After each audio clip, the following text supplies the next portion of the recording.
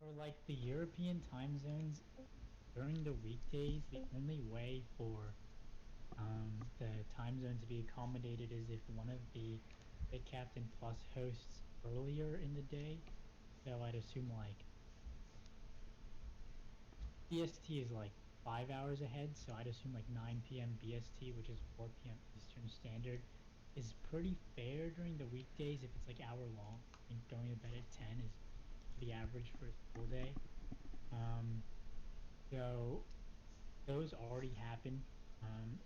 If you want more of them to happen, that can be done. It honestly just depends on whether the deck captains are able to do that because I know a lot of deck captains don't live in Eastern Standard. Some of them are in, like Call is deck captain plus. He's Crystal Commander. He is 9 p.m. Um, in BST is like I don't know. It's like 1 p.m. for him, so he would still be in school. But if it's possible, 4 p.m. Eastern would probably be like the I would say like the fairest time, and I do see things being hosted at 4 p.m.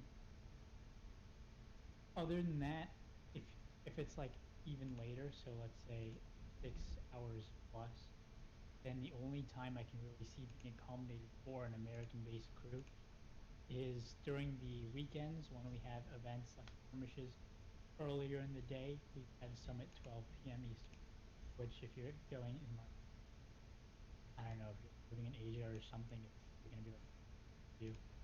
Not quite sure if we have anyone like that, but yeah, essentially the accommodations are already there for the most part.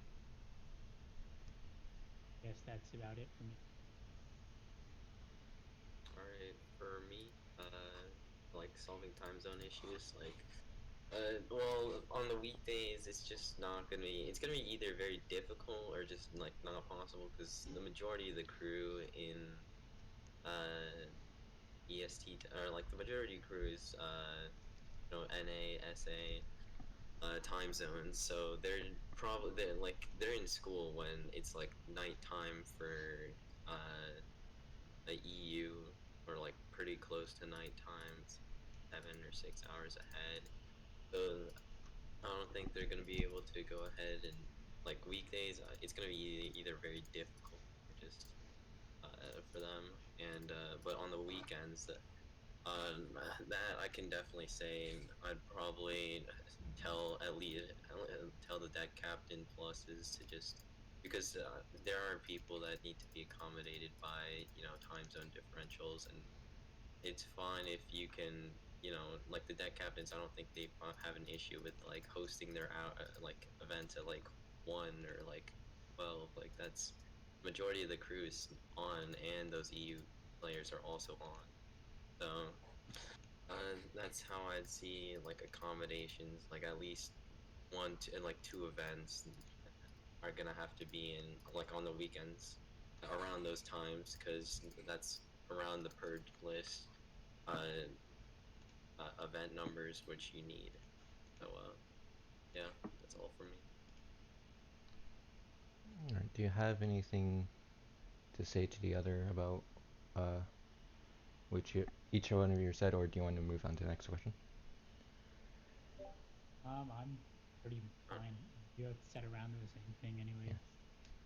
mm, I just have like an issue with like the 12 thing, like saying like most people going to sleep at like 12 on a weekday. Like sure, but like if you've got like or yeah 10, my bad.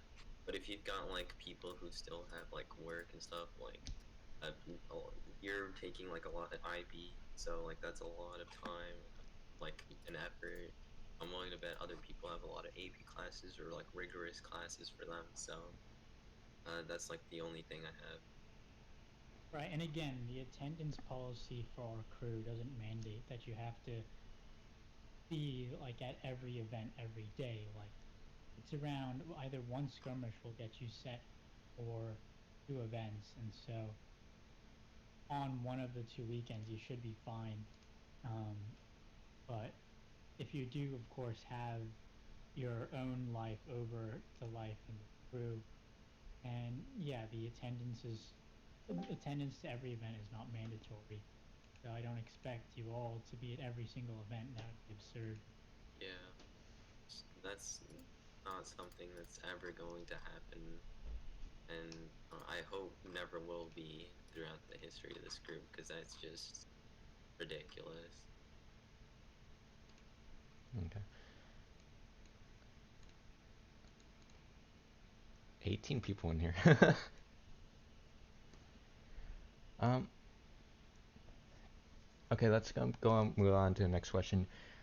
Do you have any ideas to reconstruct the promotion process? It seems easy for new people to rank up.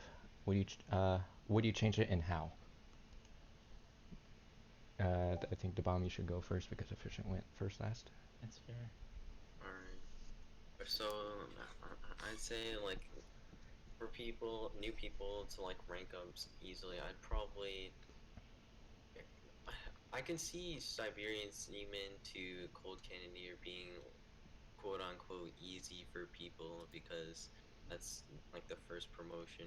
However, uh, Cold Cannoneer to Frozen Frigate, I would personally see probably making it more difficult, in my opinion, because uh, it's just because Frozen Frigate's just like the challenge one where you can grow either very quickly or very.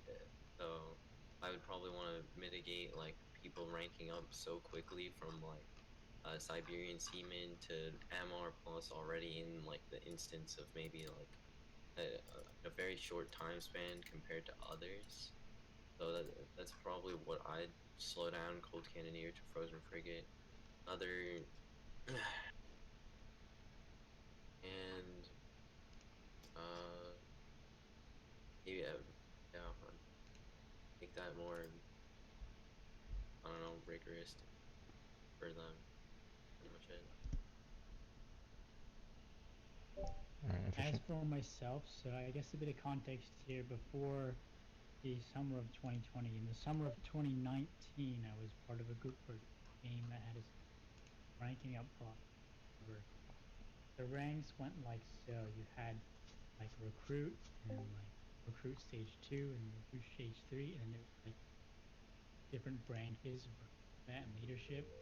And so the leadership branch went corporal to lance corporal to whatever lieutenant and stuff.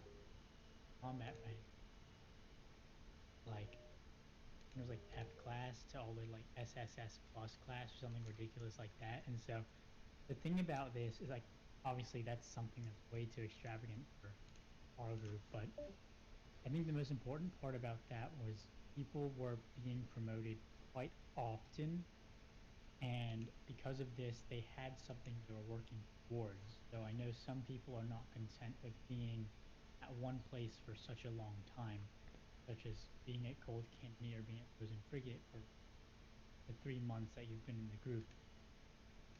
And so if honestly, like, it would be a huge change in process, and of course it's still all in the air, but, and I've said this before, if I had the option to change up the ranking, I would add more ranks in the low ranks area, because it feels more rewarding to be ranked up 4 times in 3 months rather than two.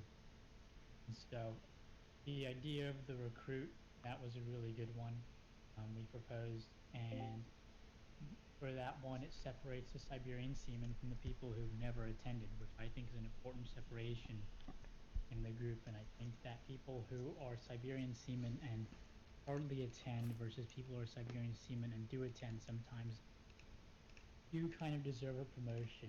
I'm going to cite an example here. Freddie, so when we were looking at Freddie's logs, we had noticed that over the past, I believe it was 4 months that he'd been in the group as a Siberian seaman, he was attending 1 to 2 events every week consistently. We felt that, his the standards for getting to Cold Cannoneer were higher than what he was doing, yet he was consistently attending events. And so we proposed that, like, he deserves a promotion for consistent attendance, even though it might not have been that much. He did attend. And so it's things like that where people attend. Maybe they can't attend every day. Of course, no one can attend. But people who can attend once a week, twice a week, they deserve to be in a different position as the Siberian seamen. They deserve to have some kind of distinction between them and the lowest LR rank.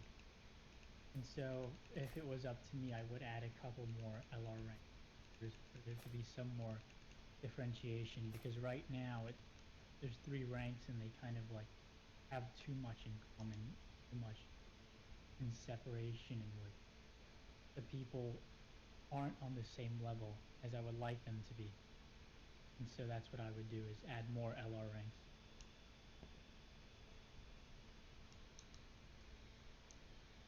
Any reboots for either of you?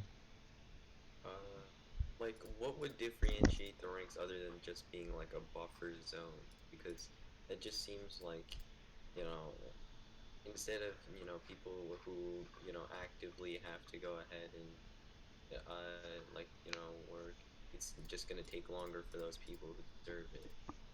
Like, very clearly from recruit to Siberian seaman, we can see that, recruits, they're very different from Siberian seamen because they've never attended a single event, which, I understand that was a really nice idea pushed by someone in the council. But adding more ranks just seems like, in the LRs, just seems like a buffer to make them take longer, and just what would differentiate the ranks?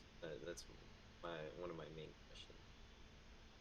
So one thing I did forget to mention is that my initial plan back when I thought about this was to double the number of LR ranks, so from 3 to 6, and to shorten the promotion time from 2 weeks to 1 week. So essentially, you could be promoted to Frozen Frigate in the same time, but there would be double the ranks. The reason that I propose doing this is because it's more of a rewarding system, in which, like, if we start the process at recruit, right? They attend one event, they're Siberian seamen. And essentially, they have two more rank ups until they get to where they would be promoted to a mid rank. And it just doesn't seem rewarding enough. One puts a lot of time into the group, and it also doesn't differentiate enough. If you look at the player list right now in the Siberian seaman category, you have people who do attend events pretty often, and you have people who don't really attend events at all. Like some of these people I've seen on here, I actually haven't seen at an event in a long time. And if you go to the Frozen Frigate category, you can see that basically any active LR who shows good knowledge of the game and pretty good maturity is a Frozen Frigate, and you can see the number of Frozen Frigates that are online right now.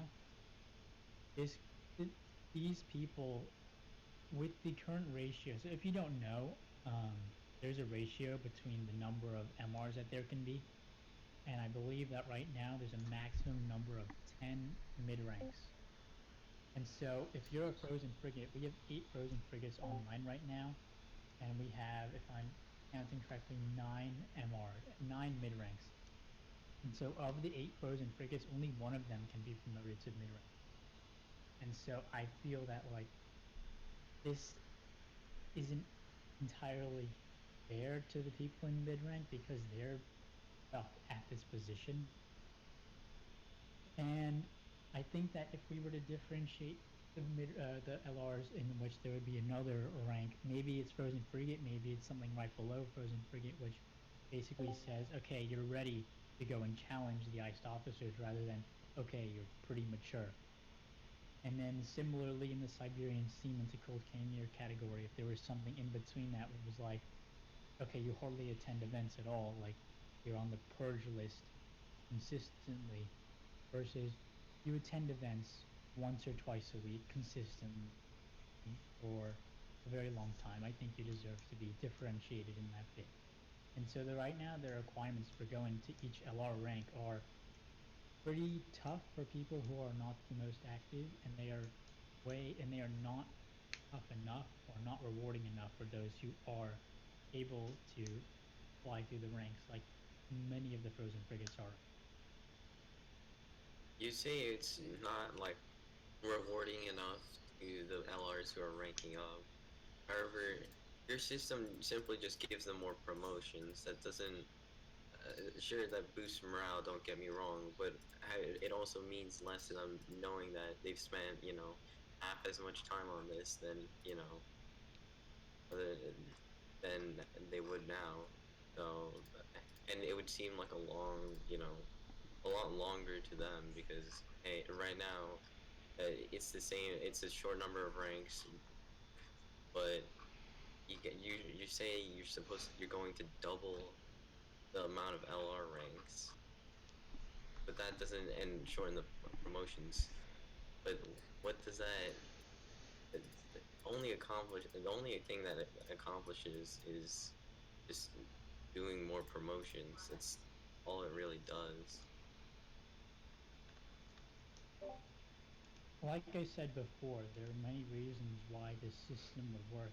One of them is indeed the boosting of morale and the psychological effect that the reward system has. And in addition, separating the ranks into more different tiers in which there's more differentiation between the ranks, right? As it is right now, there isn't enough differentiation. People who are, and I know this because I was a Siberian seaman once. It's something I've been through too. And it was, I believe, the first 2 weeks I was here, I didn't get promoted because of an activity. I had school exam time. But you know what? I did attend events.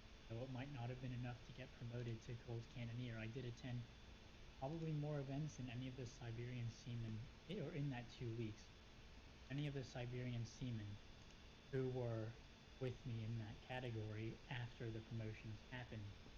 And I kind of felt like, it would have been nice to be on the same level. And I'm not going to lie here.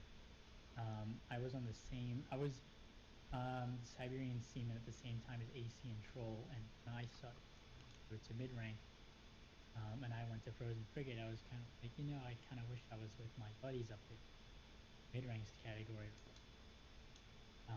And so I just feel like the requirements for going to a higher rank, they're too intense. People who want to get promoted and want to be at a higher rank in this group, maybe they won't can't attend as much as they would have to get the gold cannoneer rank. So adding the double or like doubling the ranks will effectively allow them to give me just a sec.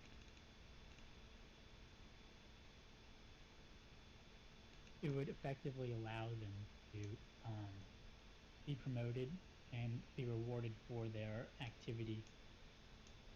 And so that's what it would be a very good reward and a very good way to reward the people who are active somewhat at least, and a very good way to differentiate between the ranks. All right. Like yeah, here's my issue. These people they realize like it's half as rewarding because it's half the time, it's half the rank or that you would be than it would be now. So you have to count that. So it's not more rewarding in fact than it would be as is now. However, doubling. Give me a second. Be right back.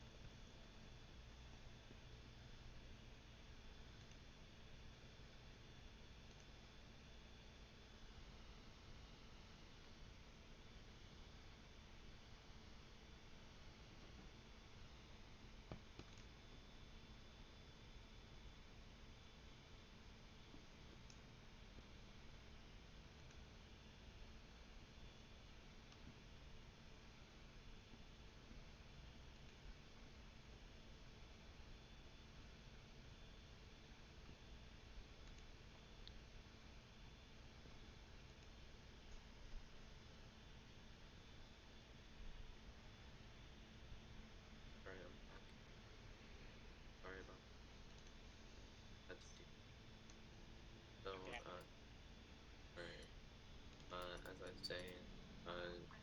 It's pretty much half as rewarding because you have, like you say, in their psyche, these people, they know it's a lot more lax than that, and even then, these people, they're not gonna be fools. They know that, hey, this is just like a buffer role for my promotion to be in like the middle, just to make me get morale up and stuff. People will realize that.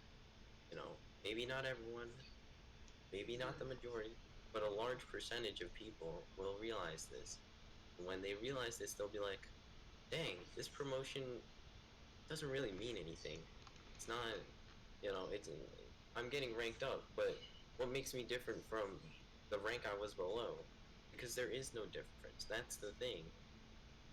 Whereas right now, there are major differences. Recruit, you haven't went to a single event, and there's a lot of channels you can't access. Siberian Seaman, gain access to more channels. Gold Cannoneer, you can access from the treasury and are more like respected as for what you do. Frozen Frigate, you can challenge people now for an MR rank, and it goes on it, and that's like the major separations in LRs. Whereas for these new rules you're proposing, there's not going to be a separation between them. Again, I'd like to remind you all that this is just an idea I have. It's not something that I will 100% do, but it's just a thought that, like, and I keep repeating myself here, in that there's no difference. There's the differentiate. We need more differentiation between the different frozen, like my main issue is that I look at the frozen frigate category and I see several like levels of people in the group. Um, we have um, we have people who are going to challenge iced officers. We have people who are not going to challenge iced officers, and we have people who have been in the group long enough to rank up to the frozen frigate level, but this is only because they've been in the group for so long. In the Siberian Seaman category, we have people who, some of which I've never seen attend an event while I've been here, some of which have attended an event every so often. And then in the cold cannoneer is kind of like, cold cannoneer just is, honestly, it's like pretty fair as it is. It's kind of like, all right, you're pretty decent, you can rank up. But my thing is that, and I saw in the chat people were telling like, it cuts down on, at Chawson, he says, plus it cuts down on activity, promotions, and not skill. There will still, like, it's still based on skill. Like, you have to be somewhat skillful to get from Siberian Seaman to Cold Cannoneer to Frozen Frigate. But let's say, and this is an issue that we might have in the future, is that we're going to need new recruits. And let's say that they're new to the game. And if they're new to the game, we don't want to keep them at Siberian Seaman because their skill is not enough to get to Cold Cannoneer, because I'm telling you, the skill gap to get to Cold Cannoneer is decently heavy. It's no joke. And so and the activity level to get there is also pretty high. I'm pretty sure the only people who are promoted to Cold Cannoneer have an excellent status on Google Sheet we use. Excellent status is decently hard to achieve, and for the most part, the only people who achieve excellent status, the MRs and the frozen frigates, really, and like off. And then,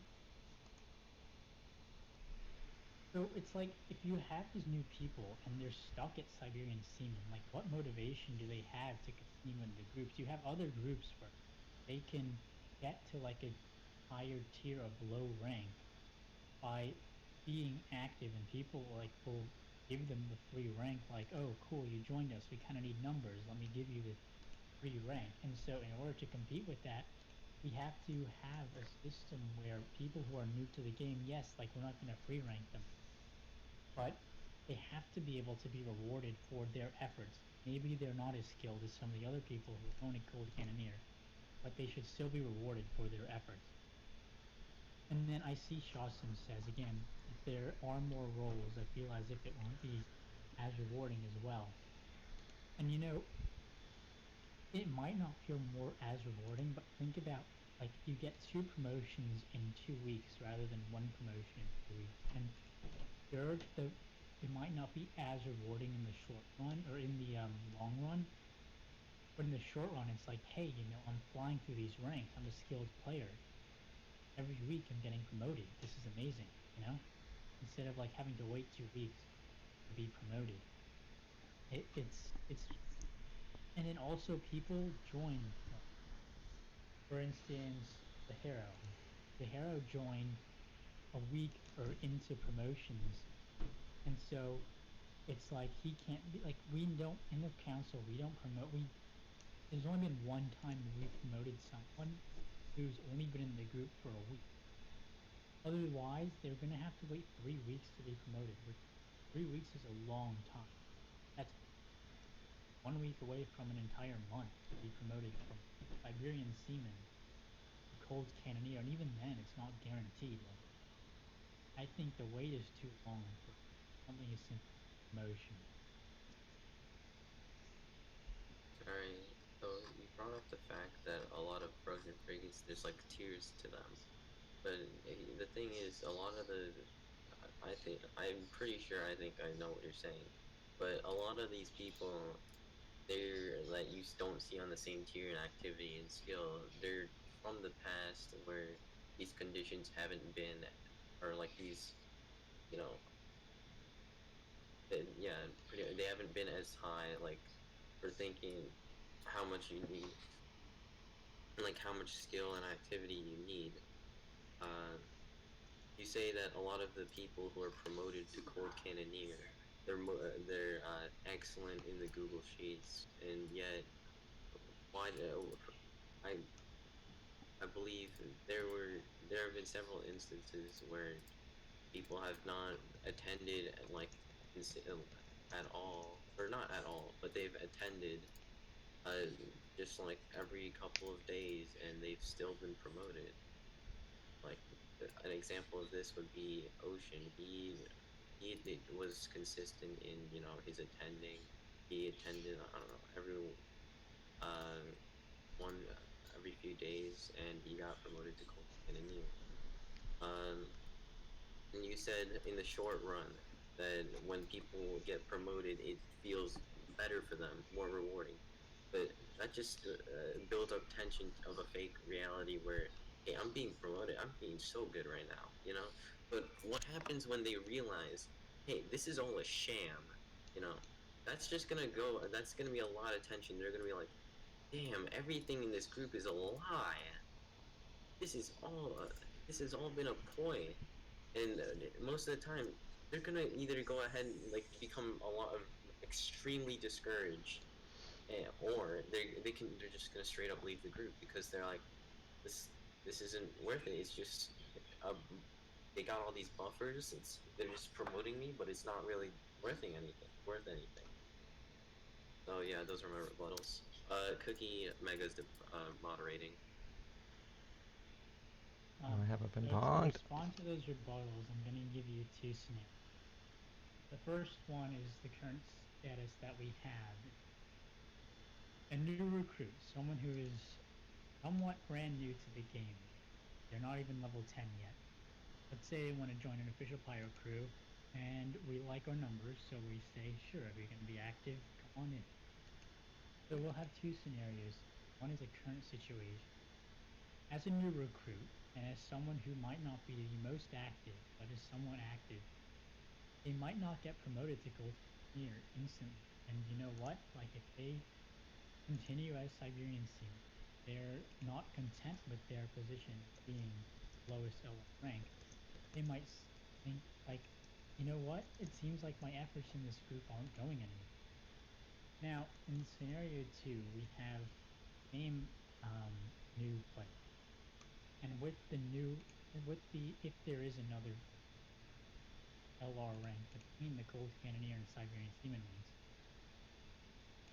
and we like, and it's allowed for them to be promoted to that rank, like, you know what, you're showing good effort, you're trying to improve in the game, you're being somewhat active, let's give you a promotion, right? And even though it might seem like, oh, we're manipulating their mind, just if this is just a psychological aspect of it, it's like, okay, yes, I was rewarded for my efforts. Glad about it, and think that I'll stick with this group because they recognize that my efforts are there. They're appreciating what I'm doing, and they're promoting me for like effort. Continue. Whereas, as it is now, it's oh, I didn't get promoted, and oh, I didn't get promoted again. That just it doesn't, make too much sense in terms of like someone is really trying hard and getting promoted because they're just like not they're not able to compete uh, with like the key requirements typical. Right. So you were talking about how the people are thinking, hey, we're gonna leave once promotions are gonna when I don't get promoted. But in this group, it's not everything is about the ranks. Like, I can clearly say that like for a fact. You don't. Most of us here, I would hope at least, are friendly with each other. We're not complete jerks to each other like they are in the navies, where it's all like ICOM and their friends and crewmen are irrelevant. So it's about the group as general. Not the ranks are important. Don't get me wrong, but I would say the people, like the relationships you build up with the group are more important. And as you said, most new people who are joining are they're kind of being, they would be demoralized, uh, but those those people you're thinking about, you know, there's not just one type of person. People can realize, hey, I just started this thing, so I'm probably not going to be, really good at it compared to these other people who came from other groups, have been playing this game for a longer time than I have. That would, I would hope that they would see that, hey, I'm new. I am gonna, have to learn a lot of things, and sure, gonna have to put in a lot of effort, but at the end of the day, you know, you progress your skill, which brings yourself uh, closer to that, promotion requirement. Let's say cold cannoneer. And for your scenario too, you were talking about, you said, oh, they're gonna go ahead and we're not manipulating them and stuff in the psyche. Well, the thing is, you're purposely setting it up as like a buffer, and you're trying to stop them from being demoralized and leaving the group. However, in your uh, like situation number two, you only have those you only think about the short-term psychological aspect. In the long term, when they figure this out, they'll immediately practically leave. So in the long run, you don't want to go ahead and have these people that are like, hey, all right, like you have some, like, they're good at mortaring or whatever. And then they realize, hey, this is not worth it at all. Like, what the hell, man? This is not cool. And then they just end up leaving. So in your scenario too, that wouldn't fix the problem at all. All right. Anyway, yeah. Well, I I don't think that. Okay, so you say that people would leave if they figure out we're quote unquote mentally manipulating them. Okay. I wouldn't What say is it. I'm just or gonna. Sorry, I'm butting in, but I sort of want to get to other questions. We've been on this Yeah, thing yeah, for we've like been on this 40 for a minutes. I'm long not. time. It's like We 3 minutes. probably should. It's been a while since we have had another Yeah, question. how long has it been? it's been really It's long. been It's really been long on the question. really It's like really long. 25 minutes, maybe 30 plus, 30 plus. We've been spending a while. This is the second Oh, question, and Yeah. How many questions do you have, Mega? many. Oh God. Plus another person. Um, let's see. Here's a question. What changes will be made to the group in your tincture?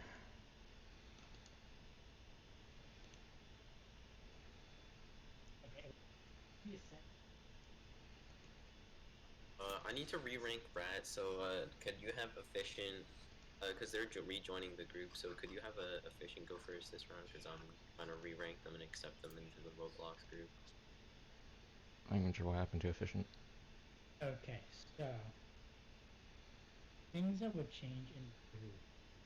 Honestly, like thinking about the group before it was like before, like a week before. Like honestly, it was fine. I didn't have any. There was nothing that like wasn't content. Nothing that anyone wasn't content with. It was, and for what I saw, most people were pretty like content with how the group was. The only things that would really change, like, and the one thing that's always been like kind of iffy for me is like the use of, um, I guess, homophobic language.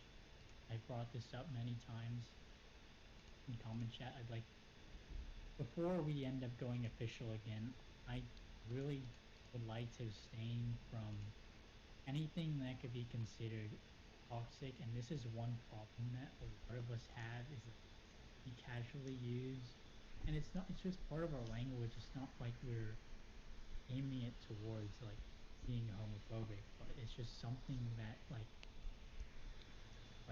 and I know this goes for myself too. It's something that, you know, I used to say quite often just because it was like part of my vocabulary. It wasn't targeted towards anyone.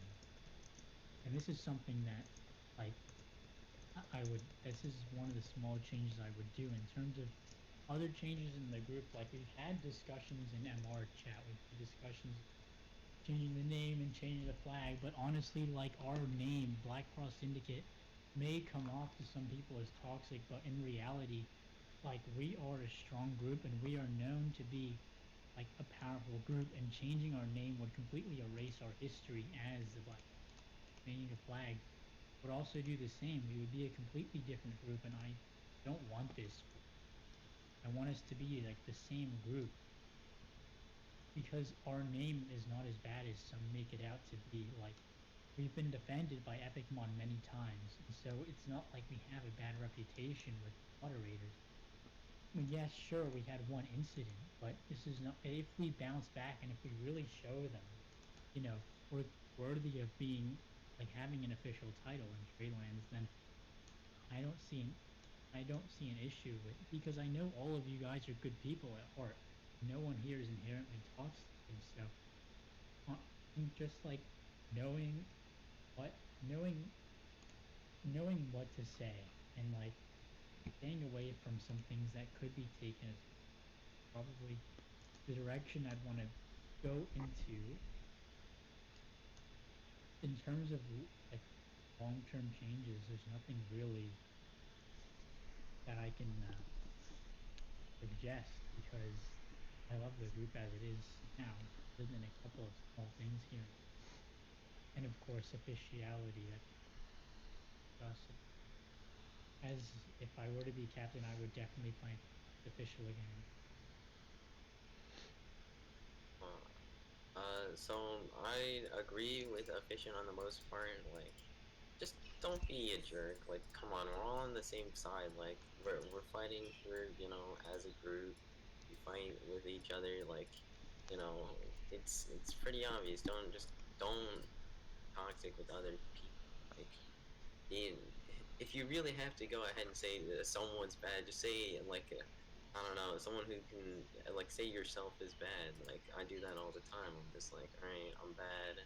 Whenever something happens, because I know it's a joke. It's enjoyable to me. I get that out. Like it's simple enough, and I agree with a lot of the things. However, with the officiality, I wouldn't immediately bring it back. I'd want to see if people agreed and said, "Hey, yo, do we really want to be official?" After seeing how it was to be official and how it was to to be non-official, which do we really prefer here? Because at the end of the day, ranks only have power because the majority of the group gives that. For other reforms I'd probably make are I'd probably want to get more new recruits, because time our LR population has dropped below 40, which is it's hasn't done that couple of months, which is concerning because that causes the MR population to have to shrink, HR population potentially. So I definitely have to do that. Events, perhaps I'd really want to make them cleaner. There were a lot of stay on task, like sure, like you can chill, whatever. That's fine, but like don't need to like interrupt people when they're just like trying to speak like STS or whatever round shot. Like these are things already most people do, but there are some people that still don't know. Like you should do this. This is what you should do, and it's just like some that isn't said. And yeah, if I'm in the end, if all these reforms, they're gonna have to go through the people because that's those are what these reforms are for. For the people. Yeah, if people don't like the reforms, then you can change it, alter it, or just like completely get rid of it because if people don't like it. So yeah.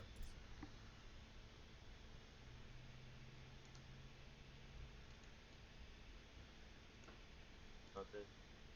You guys brought up the whole. I've heard this going around. I don't know a whole lot about it, but you guys mentioned something about changing the name or changing the flag. Note that we've already. It may not have been at the size and scale that it is now with the risks that there are now, but realize that when our last change in leadership happened, when Tom ended and I took over, it was the same thing. It was we weren't official, sure, and we were smaller, but people had pictured Antarctic Empire as like very toxic and things. And our name didn't change for like months. But even though we still had the same name, we managed to get out of our toxic reputation within a couple of weeks. But the thing is by changing your name, people automatically forget everything, and that includes the good things. Like, yes, people may remember us and like EFS in some sort of toxic way, but the thing is in reality, after my leadership kind of ended, I realized for myself that it's impossible. You can never make it where people, at least majority, respect you or a majority will think you're not toxic. That will never happen. You can try your best, but it will never happen. And so by changing your name, your people will forget the skirms, the amount of time, like beating El Diablo in that third round and completely crushing the floor with them, becoming good friends with White Crescent Navy, all the good things that this group accomplished, people might forget about because you change your name and then they won't know you for that thing. However, granted, the positives of that, which you guys probably are the ones that you're looking at, is that they'll also maybe forget the toxicity part that you guys are talking about. But keep in mind, toxicity isn't under the name; it's the people, and the people can change their actions. A name can't change actions. People change the actions. So I'm just trying to be honest here. I don't think changing a name will really change the aspect of you guys that much. It's the people that really change the aspect and the way you're seen, just how things work. But that's as much as I want to talk. I'll let you guys continue. How about this question? So say if you break multiple uh, rules in the group, would that cause would that cause that person be taking blah blah? I can't speak. Would it take longer for that person to be promoted if that person broke? So, you want me to go first? May yeah. No, Demam, you go first. What was the question again? I just got back and I heard like half of it. So say that someone gets a mute or uh, mediocre warning, would that affect their ranking up? Uh, well, for me, yeah, like your maturity and actions, all affect the group. Like, if you're being like annoying to your fellow friends and people that are in the same group on the same side as you know, then it's not it's not helpful at all. So I'd say that, especially from like if you're going from like you being considering being promoted to an MR or like to an HR, that's definitely going to impact you because those are the people who are starting to represent the group like in a large way. You're an MR and going to be an MR in this group. Like don't then you're speaking speaking for this group, but you don't want to you know go ahead and have an MR saying trash about like to the group and demoralizing the group, even though they can be good. But if you're going ahead and making everyone worse, that's not going to help at all. It's going to just make it worse, in mathematically and just morally.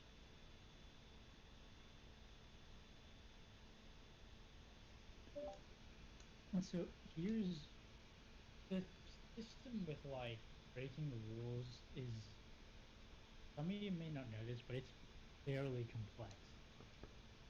Sure, it's like you break the rule and you get a warning, but the stuff that comes after is like, it's kind of like complex. It's like we have to see whether like how many infractions you get in that amount of time, and if your behavior is being translated in game and stuff. And so there's like different tiers of punishment, well, not punishment, like breaking the rule.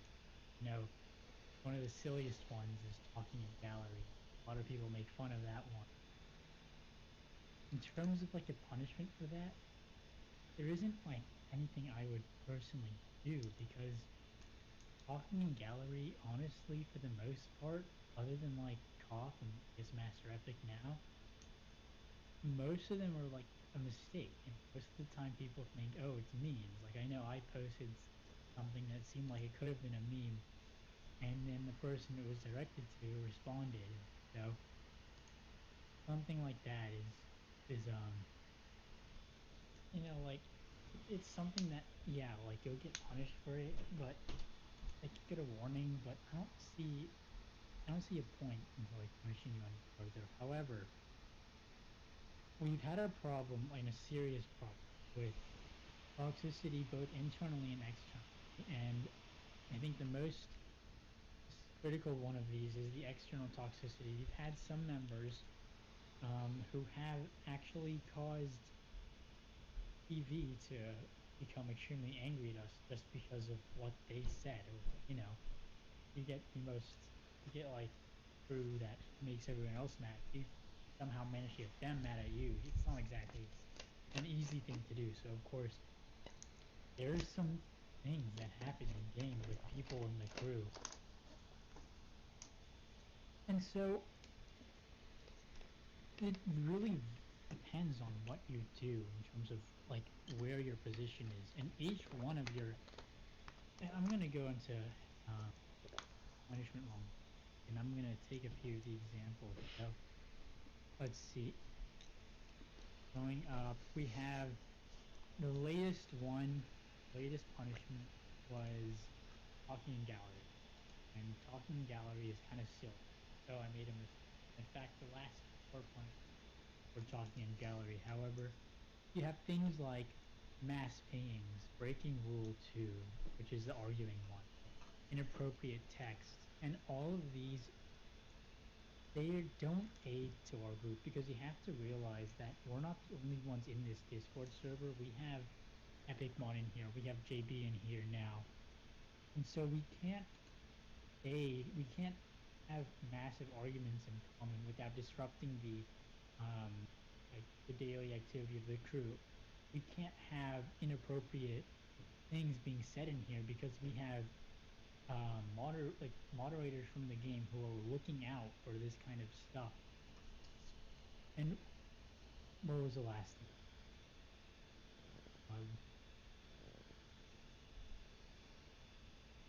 Inappropriate text and mass pinging. Mass pinging, like, I mean, that's just annoying. It's only happened once from what I remember. And of course, like, yeah, it'll be punished because you get a warning for it. And now we have this rule where you get 15 warnings and you will be demoted. But of course, this is mainly like it's directed towards the people who continuously are like, they're detrimental to the image of the group, and to people of the group as a whole. There are people in the past who have caused other members to leave because they were being toxic, or they were saying things against their identity. This is not something that I want in the group. And these kinds of people, yes, they will be punished further than just warning, because not I don't know how many of you understand this, but something you say in public doesn't just affect you as a person, but it does affect the group as a whole.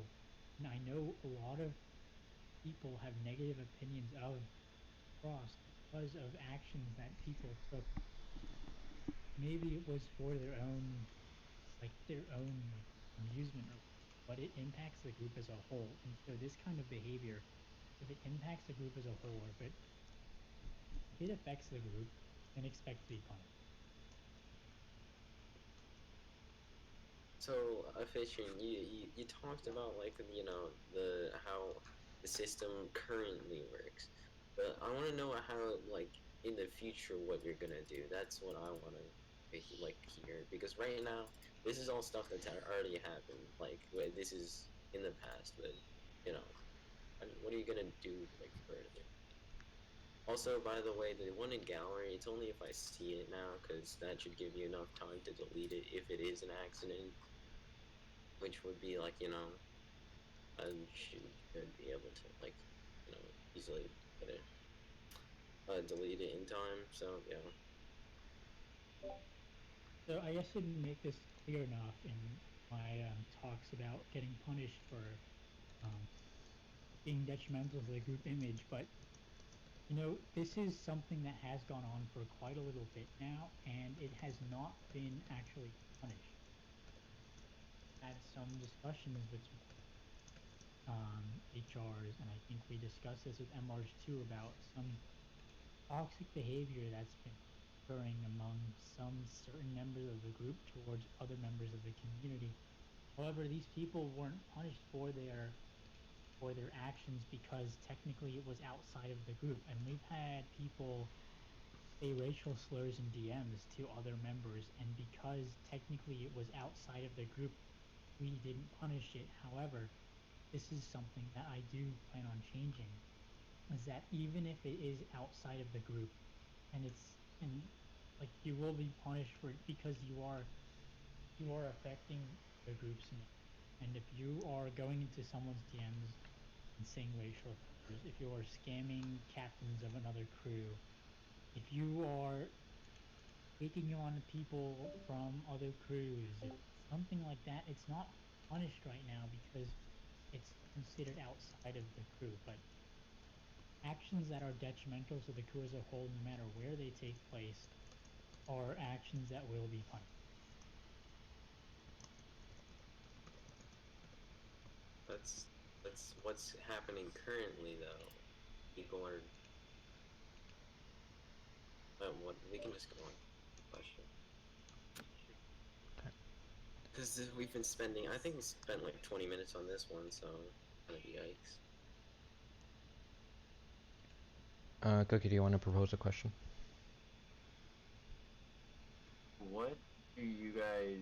I mean, this might not. This isn't exactly much of a kind of inside the system or like a policy Discord type thing, more of an in-game thing. Do you plan on changing anything for skirmishes or raids or events, I should say? What is you guys are going to change in that? If you are, what is it going to be? I guess I'll go first this time. So there's actually things I have been thinking of in terms of you got the things for skirmishes, and there are two things I really want to touch on. One of them is, it's the first and foremost would be standard loadouts.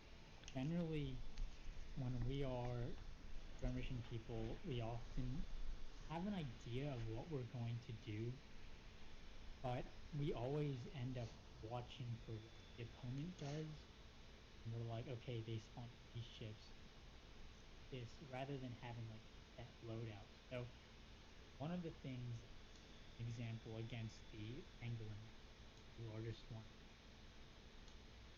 So against the Penguin, we couldn't actually see what we were up against because Nassau is really far from where.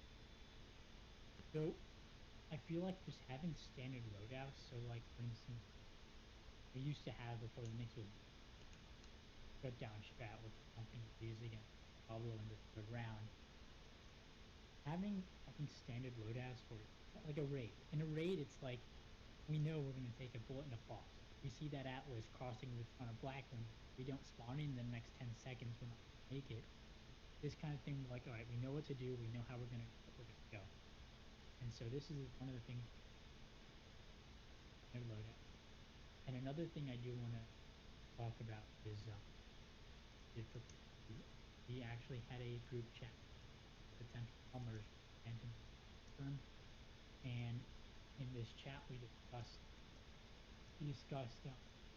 what we were gonna do, which is kind of like what I wanted for what I was saying earlier, what loadout we were gonna take, um, and we had like an entire plan.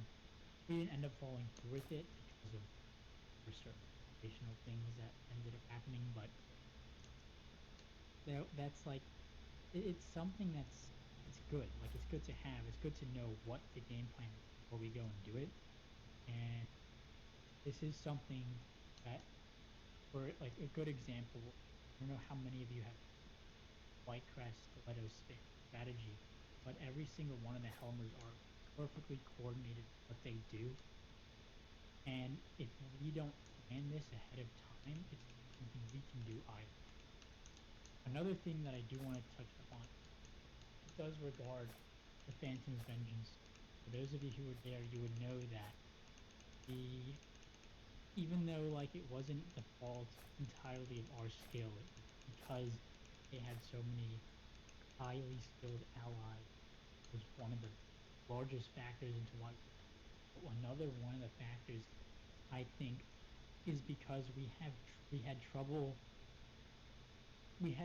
against the health, against the the undermanning of ships, and you know we have to adapt, and this is something that's becoming more common in like the skirmish world is triple man proms. Like proms take 6 people to fully man broadside, but people are starting to take proms with 3 gunners or and stuff like that, and so or like I don't know if anyone does this, but maybe they take Astros with 2 gunners or the mortars.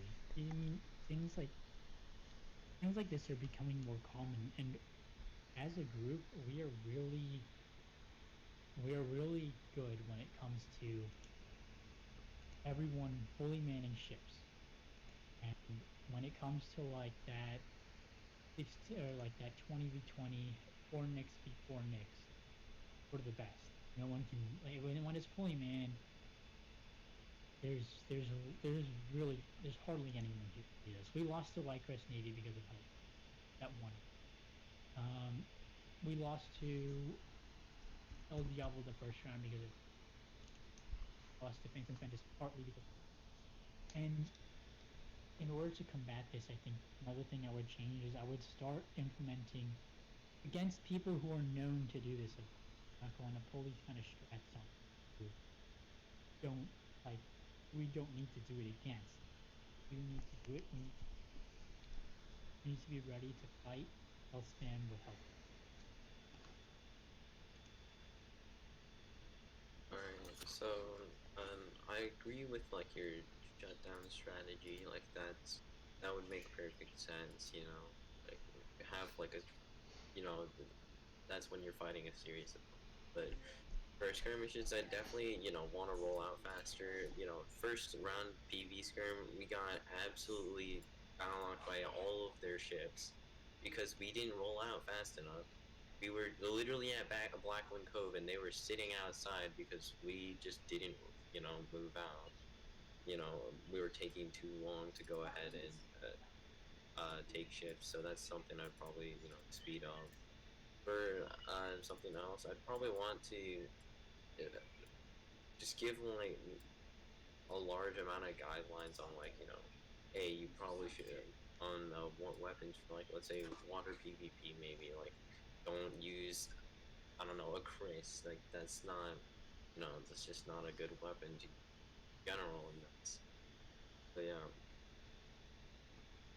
for skirmishes, I could see like health spam. You don't want to. You need to fight health spam with health spam. I don't necessarily agree with that. You can just simply, not fight that at all. Just unless you're extremely prepared to fight against it. Like, let's say with PV Scrim, we could have went ahead and knew what strategies they were going to take. We knew we had a game plan, but we were forced to change it because no, because we'd had skirmishes, the day before. We could see, hey, this might be an improvement to it, but so that's probably necessarily why we, uh, work. But for the shutdown strategy or set loadout, I could see us creating a set like this multiple of those for like different numbers, different opponents. But for fighting health spam with health spam, I really necessarily wouldn't want to do that unless we were like our shutdown strategy failed. Our we were fighting against them. We know like their tactics. We've seen them in action before, and we had like a set strategy against them because they were health spamming. Like unless all of that failed, then I could see why we would want to do. Another thing, not necessarily for skirmishes, but like for like skills related to skirmishes, like I would want to um, I definitely want to encourage instead of having like let's say Claw for J Longo helm the ships every time on a raid, or helm for like a training or self skirm. I'd really want the people who have like who want to learn, who they like aren't as skilled as let's say Off J Longo. Those people that are up there that need the practice, that want to learn to get better, so that they can just simply become more of an asset. To like I would for especially for self scrims, like there are people I remember in a self scrim, one side took I don't know every experienced helmer they had, and the other side they took I think they took some experienced helmers, but they didn't take like everything. They just wanted to there were definitely people on that side that wanted to learn helming, and even if they weren't good at it, they just wanted the practice, which I definitely think we should implement for trainings or especially self scrims. And perhaps skirmishes that with much weaker opponents that we do, we can definitely 100% beat. So, yeah, but for the serious skirmishes, I can see where officials come. One thing I do want to touch on was this question, his statement on fighting health spam with health spam, and while yes, I would like to avoid this, I mean, we're the Black Frost Syndicate. I don't want us to wimp out on people just because they take an extra bingo hop. This is not something that I think we should be doing. And if we're going to try and proclaim ourselves as the crew, like the Blackwind crew, we're gonna have to be able to fight anything that comes our way. And wimping out on people just because they triple man arms or take like a bingo hopper additionally, like it's not something it's sure it's going to be hard to fight against, and yeah, we might lose, but honestly, we're going out there to have fun, and you know what, we're going to try to do our best to win, and if we have to use health spam to fight that extra bingo, that extra 20 something thousand health, you know what, I'm going to pull out strategies that were that are like serious. I'm gonna have to match whatever they're doing. Like if they take 6 letters and a single man bingo hopper and we only have 6 letters, sure, I'll add on the bingo hopper as well. Like I'm not gonna wimp out just because they're taking more health than us. I'm going to also I'm gonna fight them because that's what we're here for. Fight. We're not gonna wimp out because they're taking strategies that we don't agree with. and I can see where you're coming from for that. However, what I'm saying is I'm not proposing, yo, we don't fight these guys at all. I'm saying we take our time preparing for their health span strategies. You know, get counters, figure out counters to what they're, you know, what they're taking out, what we've seen them, what, you know, ships they use. So that's what I'm saying. I'm not saying we don't fight them at all. That's not. We're here in, as you said, we're in, you know, a group to go ahead and have fun. We're here to fight people. But I'm not. I'm saying that we, you know, prepare for it more because, you know, their health span, their components that take, you know, tactics that aren't necessarily, you know, moral. So that's what I'm saying, and I can completely see where you're coming from. And I would, if it's really like that bad, I would.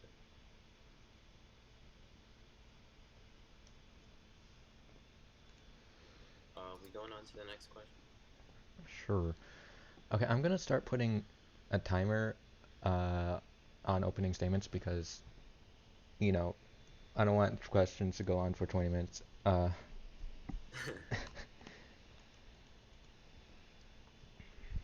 So let's see.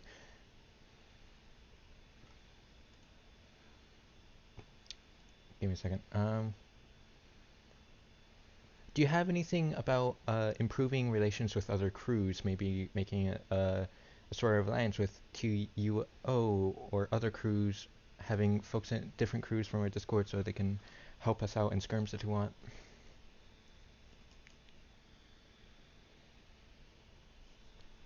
Who wants to go first? The bomb, you can go first. Yeah, sorry, I was talking to my parents. What were you saying? So, what do you think about improving relations with other crews? Maybe making alliance with someone like TUO or other crews, and having folks from different crews in our Discord so they can help us out in skirms if they want. Okay. Well, my opinion on this is, you know, allies. Okay, just a They're second. So the timer's going to be 2 minutes. It's going to start when you two start minutes. talking. Goddamn. Okay. Speed run this shit. Uh, Become an auctioneer. let me know when it starts. Yeah, it'll start when you start talking. All right, so my idea on allies are like, you know, we clearly we have some we have good relations. We were talking with you know, other crews. I believe we had like a raid a combined raid with, you know, the Pickles. I'd definitely, you know, want to further that, you know, relationship, and, you know, possibly see them becoming a third ally, so along with TRD and NSTC. Along with these, I'd like to, you know, strengthen these bonds that we've already built, especially with TRD, because we haven't done too much with them, especially because, you know, we were gonna have a self scrim with them, but they simply just couldn't, you know, uh, they couldn't pull, or we couldn't, you know, we had issues with, you know, the whole cookie incident. Uh, as for creating new, you know,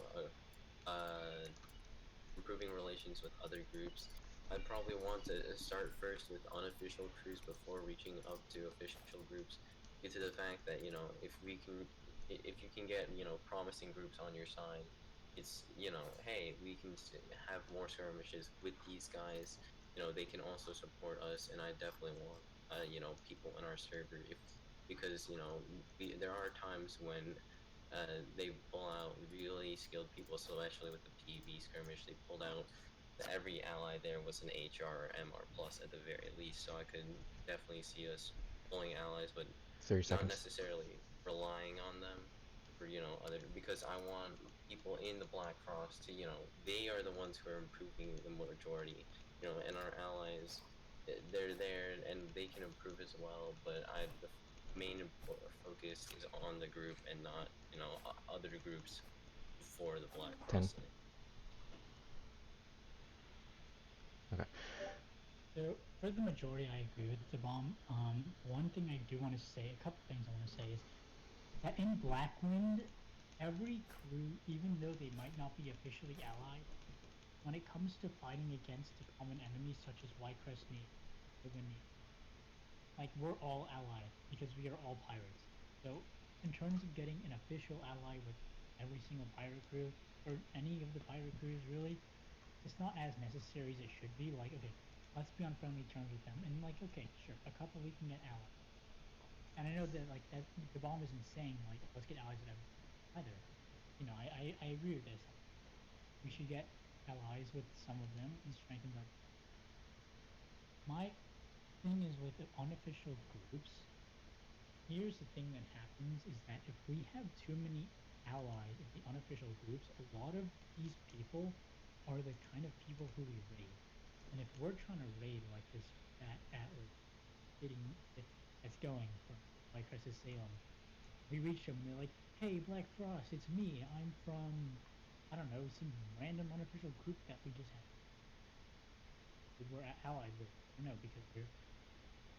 It's like okay, like dang it, just saw some allies right there.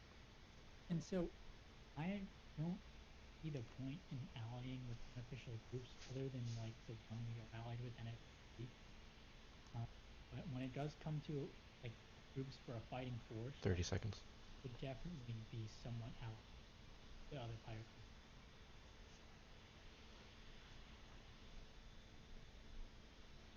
Do we get a rebuttal or anything, or like, Yeah, you or can. not? Okay. So my rebuttal to that is, you say too many of these unofficial groups. That's why I said like promising ones. Those are the ones that seem to, they seem like they have the potential, to become official or close to that, or a gap between, official and unofficial. There are very, or they have the potential to become close to that area. That's what I'm getting more of, and because we can also get as these members, they can be very useful, for extremely good allies, like what happened with NSCC. Some of these, people, they're gonna come over to our group. They're going to, will be in both groups at the same time, which would, be a source of new recruits because they have, these are it's a promising group. They have promising people, activities, skill, and that's simply my rebuttal to that. For the official cruise, I can see where he's going with that, but at the same time, if we ally with too many of these official groups, it's the same issue with the unofficial ones. These are some of the most skilled, active groups in, all of trade lands. That's why, allying with some of them, that's perfectly fine. But if you're gonna ally with every single one of them, or not every single one of them, but with a lot of them, that's just, gonna create an issue of, hey, I can't fight these guys for like, a skirmish, and we have to go ahead and DM them because we don't want to sink guys because they were going ahead and trading, or we can't go. They were trying to like steal our sink or what, or not a sink, but steal our cargo, and now we have to sort these issues out because they also have a want to, get the blues. They have the same drive. Omega, what were you saying? I don't say anything. Oh, okay, makes sense. Uh, and that's just my rebuttal to you. One thing I'd like to see if we do end up getting the ally with people, there's two issues to that. One of them is that we're like already to the point, and at least before the private servers update, where we now bring 5 more people into the server, we were already to the point where people weren't able to attend because we had. So while we will probably be needing recruits in the, I don't think we should be getting ones that are first available us. And of course, they might change, but it would take some time. And then bringing these new recruits into our group and merging the active players from, as you said, like the promising one, probably the active one, bringing these guys into our group.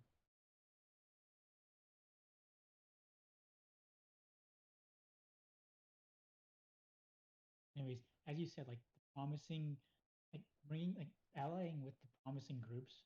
Promising groups are the active ones, and those are the ones who are we going to be raiding. So if we end up allying promising groups, there's going to be less traders in the less people who can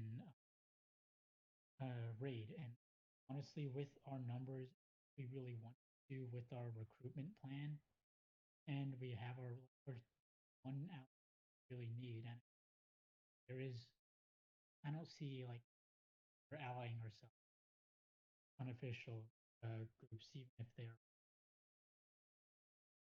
I was talking about combat, not clarify.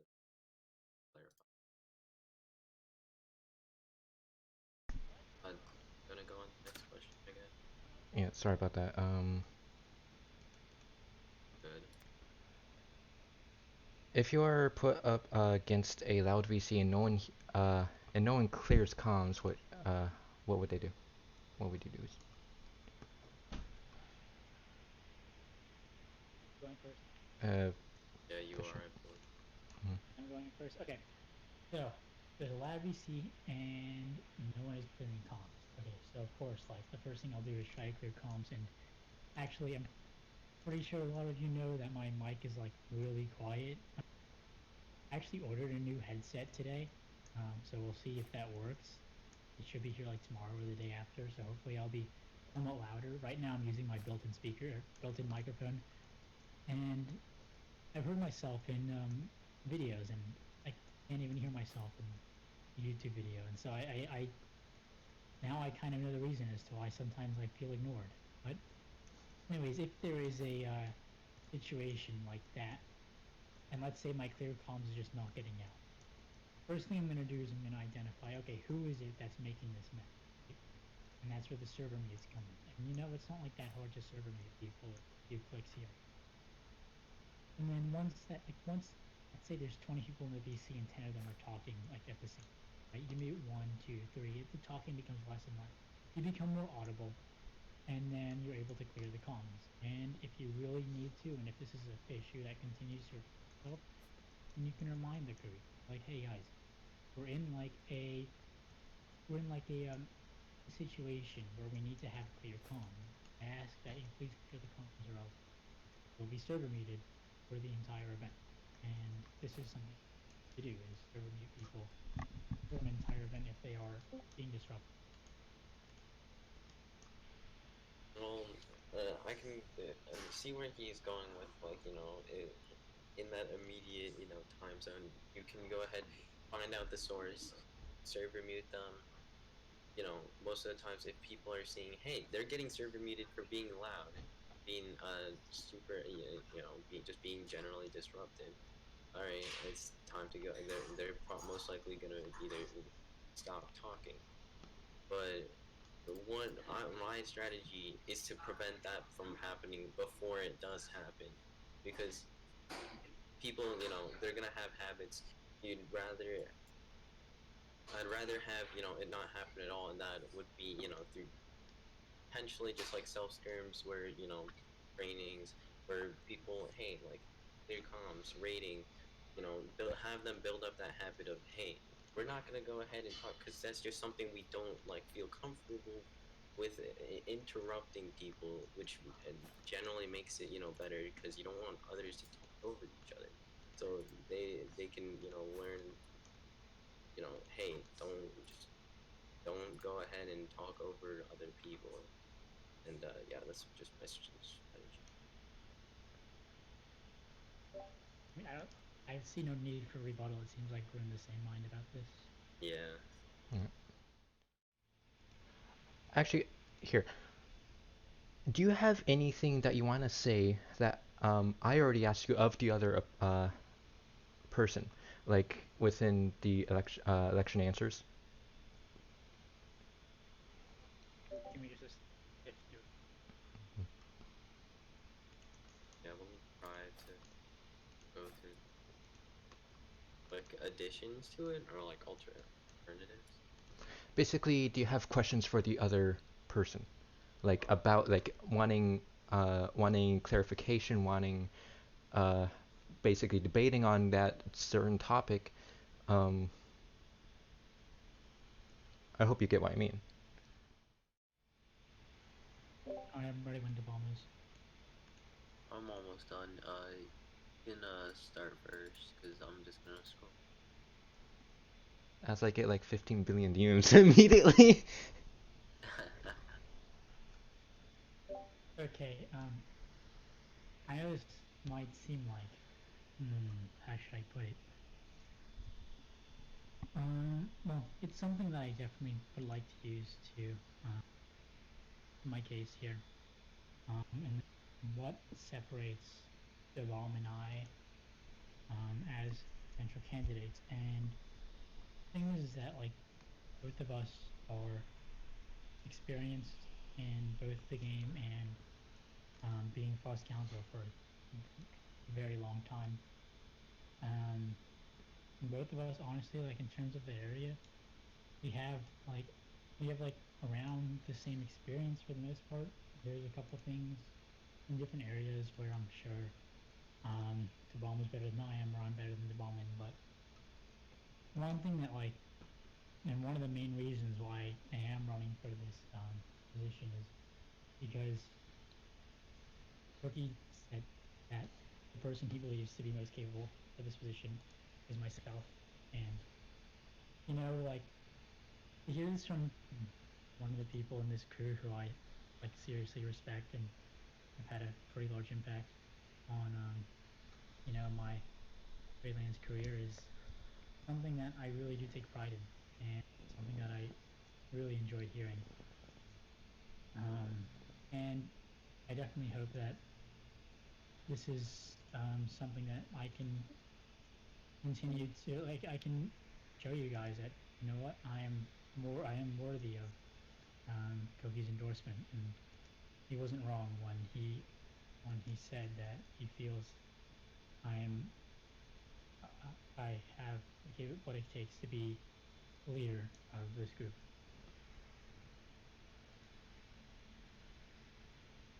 All right, so I just wanted to go ahead and ask you, no, on one of the questions you had, and it says, can you clarify what you meant on where like it was the question of how do you see the group in a month under your guidance? Like, could you explain that more?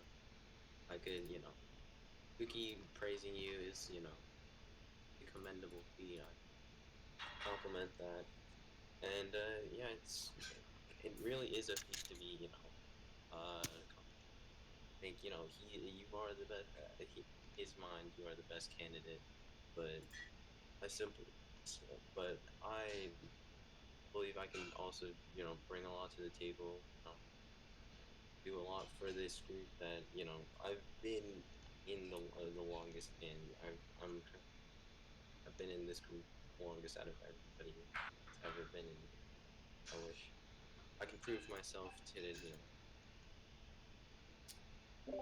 Yes, so real quickly, what I meant by that is like, at least my view of the Antarctic Empire before we became the Black Frost Syndicate is a group that was unofficial, but was undisputedly the strongest unofficial group in the game.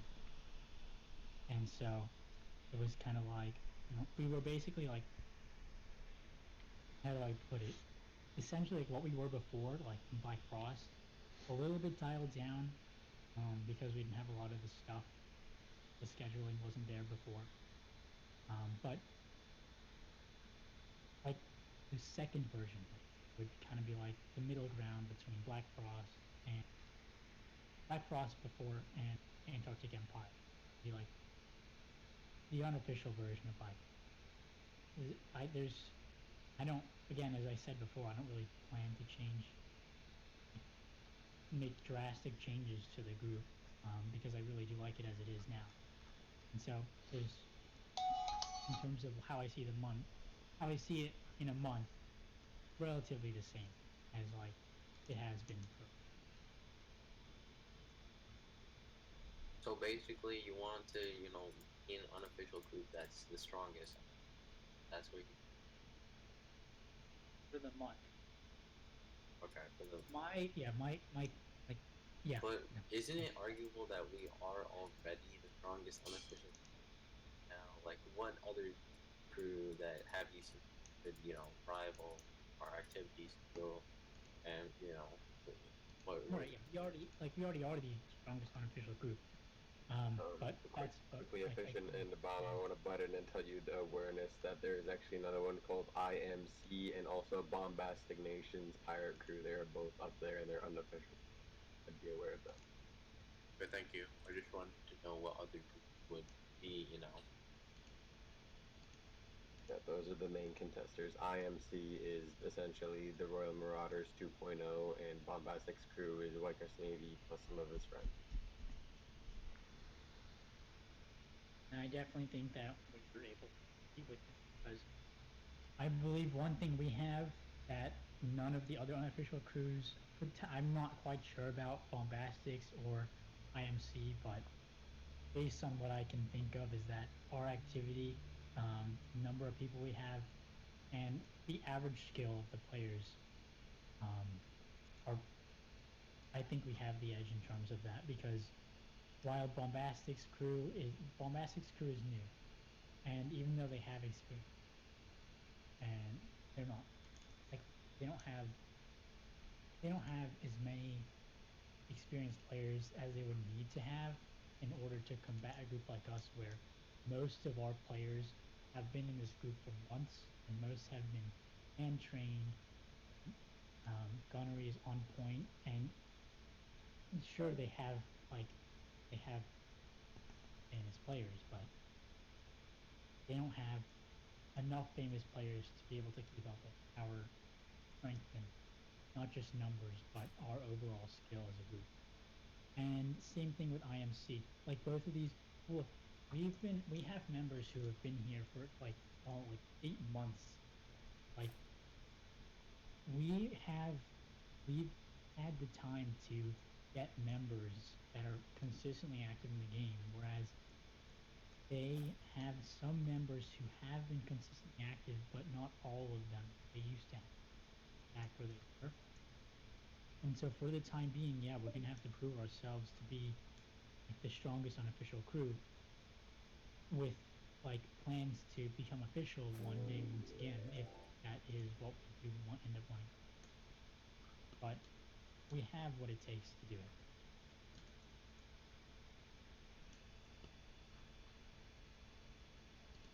I thank you for the clarification. Where you see yourself in. I just, you know, it was your vague. Your statement was really vague, so I couldn't really get too much out of it. Mega, Efficient, you good with the next? Going on to the next question. Yep. All right. All right.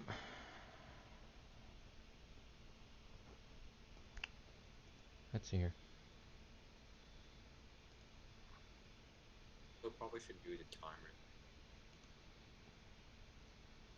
Yeah. I kind of get.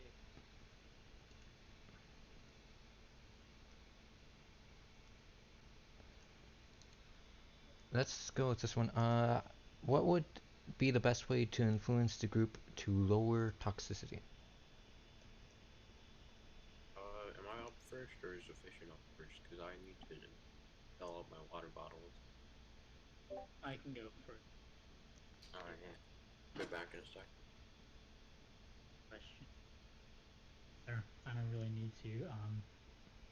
You said toxicity. Is that correct? What would be the best way to influence the group to lower toxicity? Yes.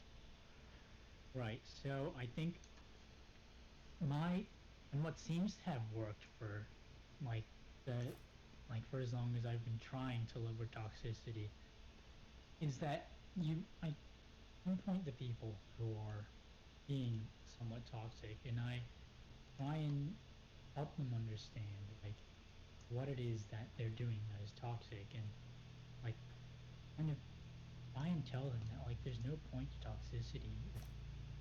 Sure, it maybe looks funny to some people and sometimes it might serve as amusement, but like in the end it's it's none of that. And so deal with toxicity other than like this the official way of doing it, like okay, let's give them warn and let's slap them on the back or whatever it is.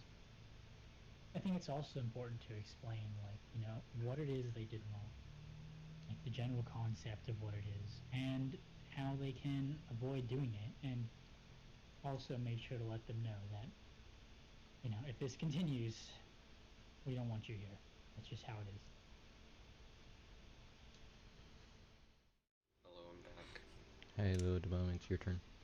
Oh, what was the question? Give me a second. Well, what would be the best way to influence the group to lower toxicity? Well, first of all, we already have, negative reinforcement for not being, for being not toxic. I think the next step in doing that is to, just with those people who need work on, toxicity and things like that. If they keep, most of those people are, consistent offenders of, toxicity, usually. And with that, I'd most likely, have, myself and probably their friends to help, you know, like, help them understand, hey, this is not cool. We're here, chilling. We're those people out there, you're affecting us as a group. And if it's, internal toxicity, then like, we're all on the same side. We're not, trying to fight each other. That's not why we're in this group. We're in here to, help support each other, fight, large battles and get a more enjoyable experience. Along with that, I may